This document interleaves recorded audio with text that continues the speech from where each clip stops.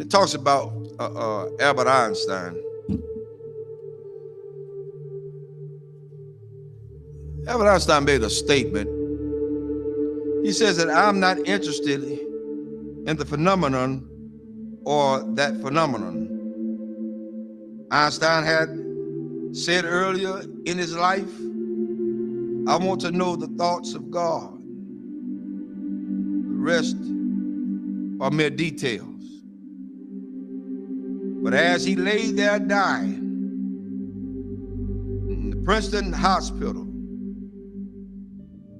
he must have understood that these were secrets that God was clearly keen to hang on to. You know what the secret is? Love. Love. Love.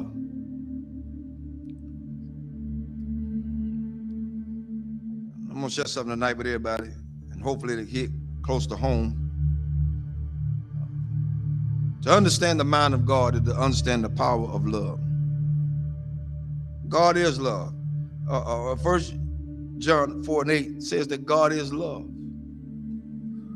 Without love, there would be no forgiveness. Without love, there would be no structure. Without love, there would be no mercy. Without love, there would be no kindness. Without love, everything else would go completely out the window. I learned this week. Took some people to let me know that I was still hurting. And I'm gonna let everybody know tonight. This is my reality. Not to slight anybody. A lot of things that I know I hadn't always done right, hadn't been right. But I had an incident this week to wake me up real good. At certain points, we can give our children what we didn't have so much until we forget about teaching them structure. This week, I learned at some point you won't be respected.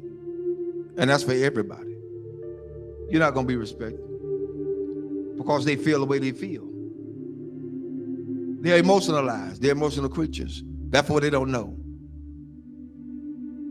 But I did the one thing I thought that I would never do. Turn and walk. That's where I was. But I found out that I had a whole halo of hurt that I'd never been released from.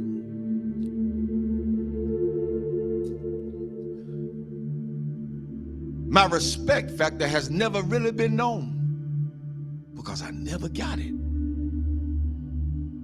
Never got it. People say they respect you. Say they love you. Where is it?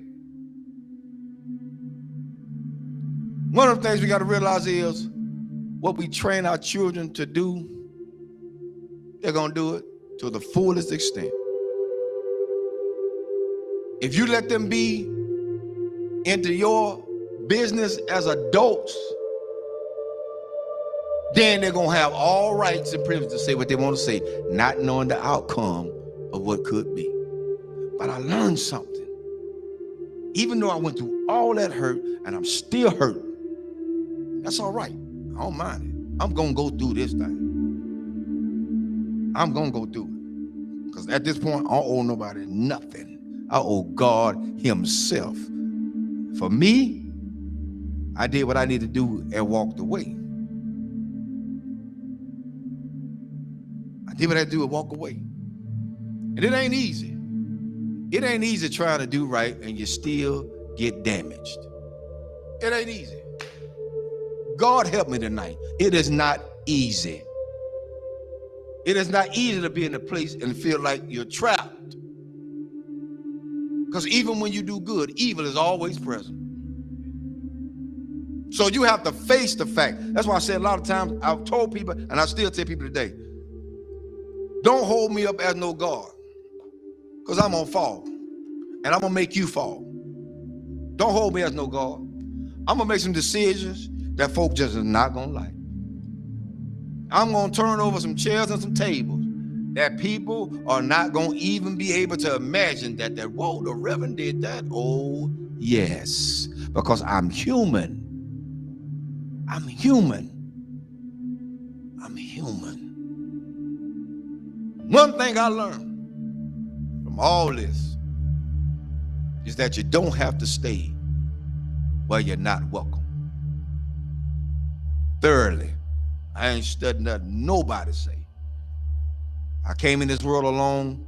I'm gonna die alone. So you got to stand for yourself. I'm teaching my children that now, and I'm teaching them that from a distance right now. Because what could have happened didn't. And I love all of them. I love everybody. I love everybody. But there comes a point in your life you got to let go. You got to let go. How long do you have to put up with a lot of stuff? You did your part. You did what you can do. Now it's time to let them go. A lot of parents out there suffering now, and I'm telling all parents out there now, you done did all you could with your child. They're in their adulthood. They think they know it all. They done seen the world. They got more sense than you. Let them go. Release them in the Lord's hand. If you get in the way, you get in the way of God's hand. Get out the way. Because whatever God got for them, that's what he's going to get. Well, that's how it is. Children shouldn't be involved in the parents' business. Amen. I'll say it again. Children should not be involved in their parents' business. Whatever go on between those two, that's their problem. Not the children. But the children are affected by it. But guess what? It's up to those parents to sit the children down and talk to them together, not apart. Together.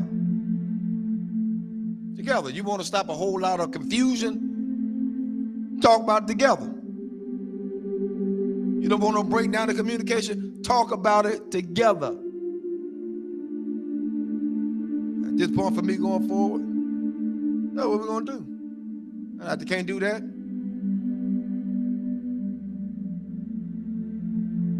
I ain't playing with them. There's a lot you can do. And God help me. I'm strong as an ox.